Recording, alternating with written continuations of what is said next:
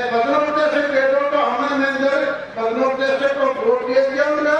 अब उन्होंने 84 गांव एक एक गांव में जाकर उन्होंने वेद प्रचार किया है। भैया जी का ये सोच के जाओ, भैया केवल लीपा पोती करती सारी समाज ने, आर्य समाज ने। उसके बाद मैं बधाई देता हूँ सोनीपत के प्रधान रमेश आर्य को और उसकी टीम को। उन्होंने बिजनौर से नरेश दत्त जी को बुलाया, 24 दिन तक 3 गांव रोज के निकालते थे।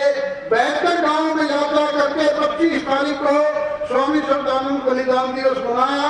अब उसमें भी मुख्य अतिथि कुदरती ये आचार्य डॉक्टर देवर जी थे।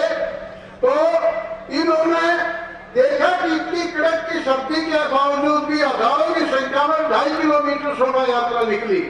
अब जब ये दुराचारी रामपाल गिरफ्तार हुआ उसी समय हमारे स्वामी रामदेव जी बैठे हैं, ईश्वर जी और उनके साथी सतीश वगैरह, नाम ले लगा बहुत टाइम लग गया। कालवे एरिया की पूरी टीम ने आचार्य राजेंद्र जी, सोमदेव जी और करमवीर जी, मतलब इन्होंने सब नए पूरे धुआंधार प्रचार आरम्भ कर दिया।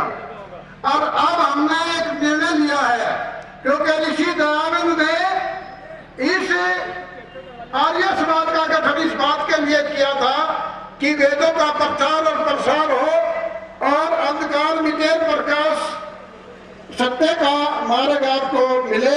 तो इस बात के लिए आर्य समाज का गठन किया था। वेदों की ओर लौटो अभियान हमने चलाया है। 8 तारीख के बाद इस मंच से मैं पूरे अपने अंतरंग की सभा से घोषणा करता हूं कि दिसंबर के अंत तक हमारा ये लक्ष्य है कि हरियाणा के सभी गांवों में वेद प्रचार आरंभ हो चुका होगा।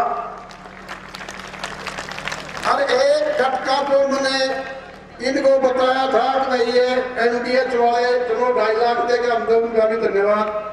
यूं फटका लग रहा है, एक तो हमारा स्टेडियम पूरा बन जाएगा, या जगह स्टेडियम में लग जाएगी। और भाई 36 कमरे बनाने का लक्ष्य लेकर चले हैं। एल टाइप हम बिल्डिंग बनाना चाह रहे हैं, आज के तरीके के लेट्रिन, बाथरूम, रसोई और कमरा जिसमें बेड हो।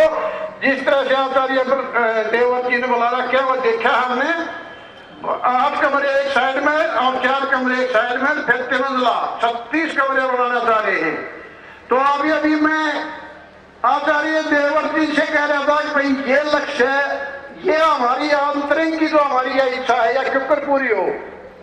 तो इन्होंने कह दिया कि शुरुआत कर दो आज से ही। और यूं गुण मैंने किससे सीखा, ओम मुनि जी बैठे हैं, मैंने ये गुरु मान लिया इस मामले में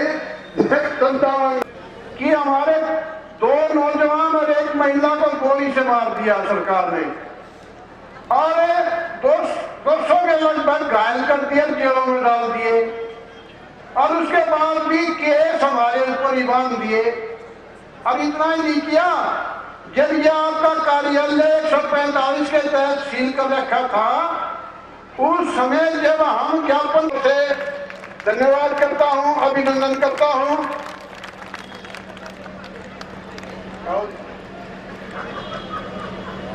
नमस्ते जी।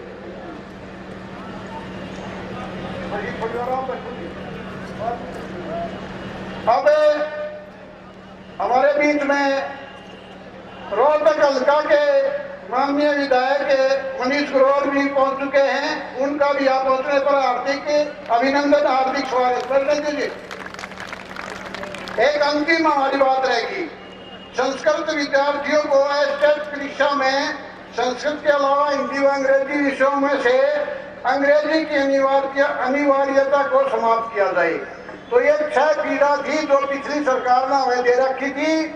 ये मैं माननीय मंत्री जी को ये अपनी पीड़ाएं इनको सौंप रहा हूँ।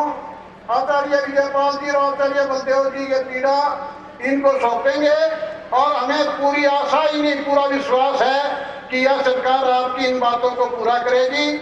मैं आचार्य जी को, विजयपाल जी को और आचार्य बलदेव जी से निवेदन करूंगा कि वे अपनी इन पीड़ाओं को माननीय शिक्षा मंत्री को प्रस्तुत करें।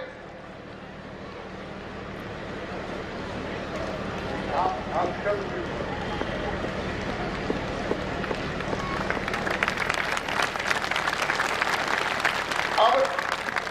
दोनों ही सम्मेलनों के मुख्य अतिथि हमारे बीच में पधार चुके हैं और राष्ट्र रक्षा व राष्ट्र भाषा सम्मेलन के मुख्य अतिथि हैं माननीय रामविलास जी शर्मा, शिक्षा मंत्री, जिनको हमने ये अपनी तकलीफ सौंपी है। वे आए क्योंकि इन्होंने बहुत जल्दी है, इनका हमारे से प्रेम था बहुत ज्यादा, हालांकि इनके पास समय नहीं था, लेकिन उसके बावजूद भी इन्होंने हमारे आग्रह को स्वीकार किया, आए और अपना हमें संबोधित करें।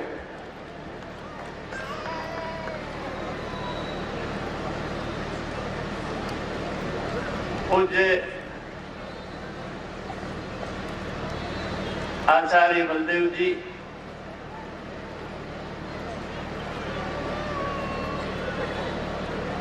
श्रद्धेय आचार्य विजयपाल जी, हरियाणा सरकार में कृषि, सिंचाई, पशुपालन जो गामा के डिपार्टमेंट हुआ करते हैं, वो सारे, ऐसा मेरा प्रिय साथी हरियाणा सरकार के कैबिनेट मिनिस्टर श्री ओम प्रकाश जी धनखड़, रोहतक से हमारे विधायक श्री मनीष जी ग्रोवर, मंच पर बैठे हुए सभी भारतीय जनता पार्टी के वरिष्ठ कार्यकर्ता भाई बहनों और आर्य जगत के सभी विद्वानों, गौशालाओं से आए हुए सभी प्रतिनिधि भाई और बहनों, मैं धृष्टता इसलिए कर रहा हूं और आचार्य बलदेव जी के इजाजत से, क्योंकि अभी दीनबंधु सर छोटू राम विश्वविद्यालय में एक कार्यक्रम है जिसमें महामहिम राज्यपाल महोदय और उनके साथ मुझे रहना है सोनीपत में। अभी एक मांग पत्र आचार्य बलदेव जी के चरणों में झुक करके मैंने लिया। ये मांग पत्र आचार्य जी का नहीं है, ये मांग पत्र रामविलास शर्मा का मांग पत्र है, ओम प्रकाश धनखड़ का मांग पत्र है। करोथा में जो घटना हुई थी वो दुखदायी थी और उसमें जितने भी आर्य बंधुओं के ऊपर, बहनों के ऊपर मुकदमे बने थे, हरियाणा सरकार उन सारे मुकदमों को वापस ले।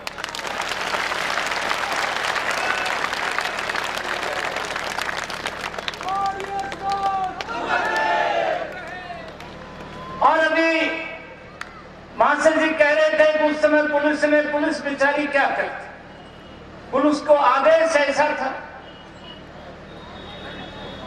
यही पुलिस है, बरवाड़ा में 108 जवान हमारे घायल हुए, अंदर से गोलियां चली, 108 जवान और अधिकारियों को कहीं गोली लगी, कहीं फ्रैक्चर हुए, परंतु हरियाणा सरकार का आदेश था कि हमको खून खराबा नहीं करना है।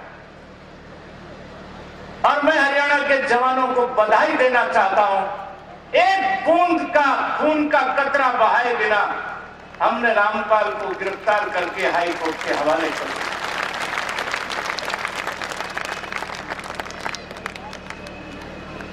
उस सरकार के मुख्यमंत्री की धर्मपत्नी श्रीमती आशा हुड्डा उस ट्रस्ट की मेंबर है।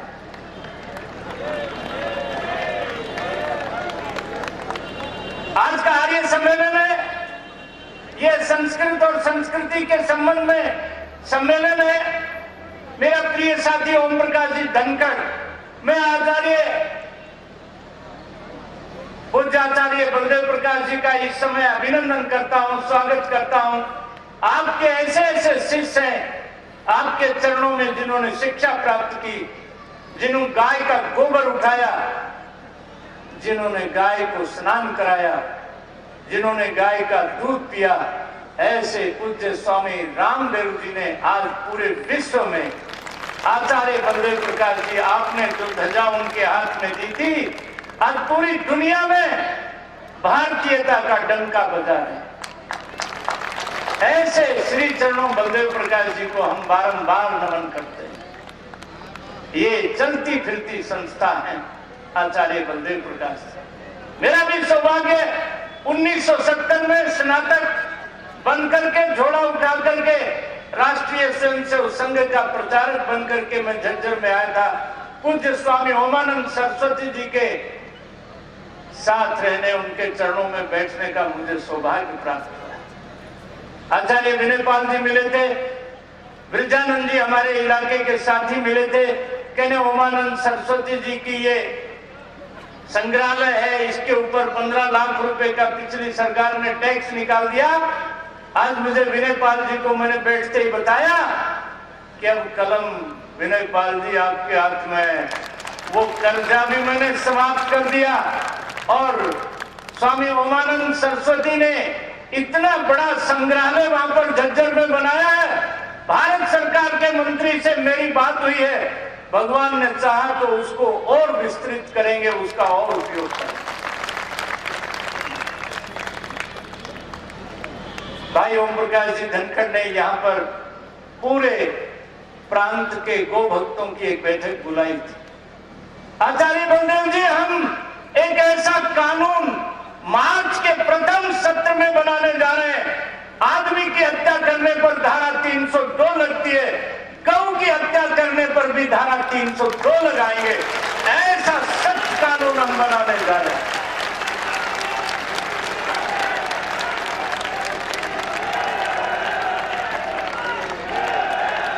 अभी आचार्य विनय पाल जी ने दी है कि एक कोई सीआईटी की और उस तरह की परीक्षा होती है, इसमें संस्कृत पढ़ने वाले विद्यार्थियों को, आचार्यों को, शास्त्री प्रभाकर करने वालों को अंग्रेजी की जो अनिवार्यता है उसको निरस्त कर दिया।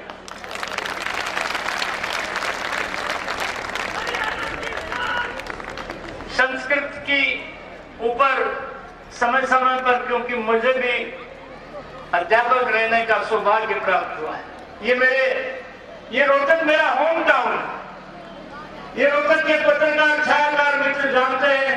स्वर्गीय डॉक्टर मंगल सेन उंगली पकड़ करके यहाँ लेके आए थे 1975 में, और पहला चुनाव महम का लड़ा था।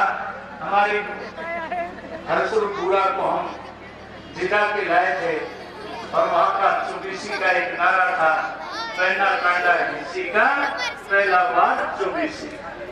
चौधरी बंसीलाल जी उस समय मुख्यमंत्री थे और वो चुनाव हम, चौधरी चरण सिंह का लोकदल था, हमारा जनसंघ था, पंडित भगवत दयाल की पुरानी कांग्रेस थी। हमने 3 उपचुनाव हुए थे। रोड़ी से चौधरी देवीलाल को खड़ा किया था, महम से हरसुरपुरा को खड़ा किया था और नूह से सरदार खान को खड़ा किया था। हम तीनों पार्टियों का एक मोर्चा बना था। हम तीनों बाई इलेक्शन उस समय जीते थे। 1975 फरवरी की ये बात है। मैं आज आप सबके सामने राजनीतिक चर्चा नहीं करके जो विषय है, मैं आचार्य बलदेव प्रकाश जी को, आर्य जगत से आए हुए विद्वानों को, गो भक्तों को, माता और बहनों को एक बात बताना चाहता हूं कि गाय को बचाने के लिए, बेटी और गाय को बचाने के लिए, गायत्री और संस्कृत को बचाने के लिए जो कुछ भी हरियाणा सरकार को करना पड़ेगा, हम वो सब काम करें।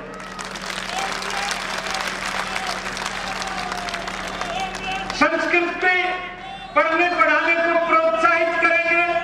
संस्कृत विश्वविद्यालय अलग से भी, पहले कुरुक्षेत्र विश्वविद्यालय की स्थापना संस्कृत विश्वविद्यालय के नाम से हुई थी, परंतु उसका वो स्वरूप, और जो लोग ये कहते हैं संस्कृत मृत भाषा है, डेड लैंग्वेज है, उनको मैं बताना चाहता हूँ 2000 में कंप्यूटर खड़ा हो गया।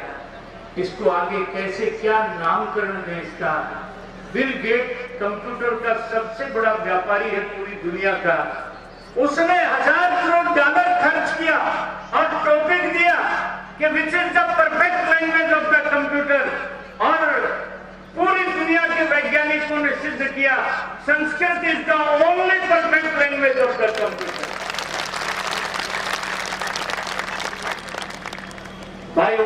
चक्कर का घर दादरी में है। 15 साल पहले एक दुर्घटना हुई थी। एक कजाकिस्तान का जहाज पालम से उड़ा था और एक रशियन जहाज पालम उतर रहा था।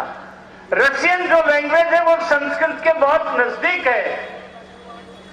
3 को त्रे कहते हैं रशियन में और 3 को त्रे कहते हैं संस्कृत में। जो पालम एयरपोर्ट अथॉरिटी थी उसने उनको कजाकिस्तान वाले जहाज को कहा कि आप 30,000 पर उड़िए और रशियन जहाज को भी वही कहा कि आप 30,000 से उड़ करके एयरपोर्ट पर उतरिए। दोनों ट्रेन को 3,000 समझ गए और दादरी से थोड़ा आगे आमने सामने से जहाज टकरा।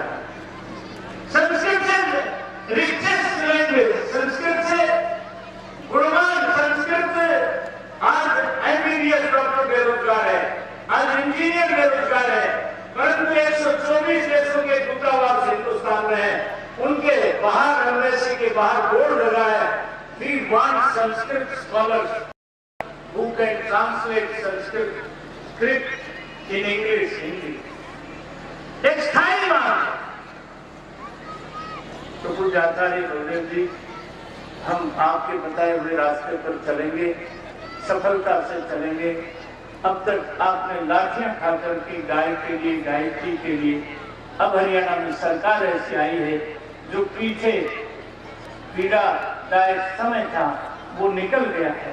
ये सरकार आपके आशीर्वाद से बनी है, ये सरकार आपके मार्गदर्शन में चलेगी और 11 लाख रुपए की एक छोटी सी राशि मैं दयानंद भट्ट के लिए, इस कार्यक्रम के आयोजन के लिए अपने इस निधि में से देता हूँ। और मैं आप सब भाई बहनों को प्रणाम करता हूँ, सब आर्य आचार्यों को प्रणाम करता हूँ। संस्कृत के संबंध में, गीता को पाठ्यक्रम में लागू करने के संबंध में कभी भी किसी समय भी आपके मन में कोई विचार आ जाए तो मेरा एक फोन नंबर ऐसा है जिस पर फैक्स 24 घंटे खुला रखता हूँ। चंडीगढ़ का नंबर है 0172 2741 716। आपके विचारों का, आपके सुझावों का मैं स्वागत करूंगा। आप सबको बहुत बहुत धन्यवाद कहता हूँ, आचार्य श्री को प्रणाम कहता हूँ।